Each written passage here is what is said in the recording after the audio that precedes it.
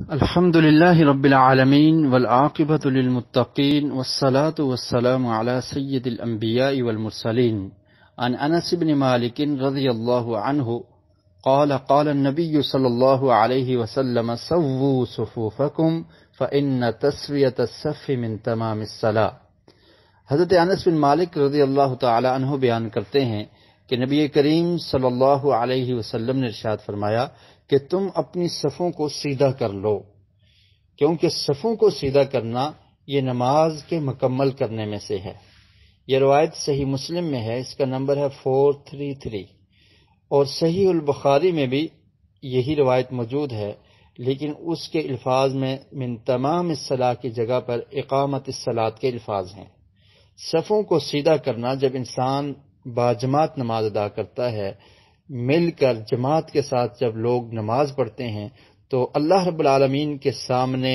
چونکہ تمام حضرات کھڑے ہوتے ہیں، تو اس وقت صفوں کو بالکل سیدھا کرنے کا اللہ کے رسول صلی اللہ علیہ وسلم نے حکم دیا ہے۔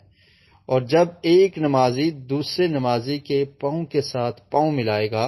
اور پورا پاؤں ملائے گا، تو تب جا کر صف سیدھی ہوگی،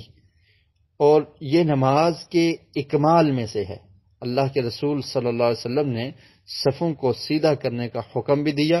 فرمایا کہ صفوں کو سیدھا کر لو، اور پھر فرمایا کہ صفوں کو سیدھا کرنے کی حکمت بھی بیان کر دی کہ اس کی حکمت یہ ہے کہ اقامت صلاۃ اور نماز کا اکمال، یعنی نماز کا مکمل ہونا، وہ صفوں کے سیدھے ہونے پر منحصر ہے۔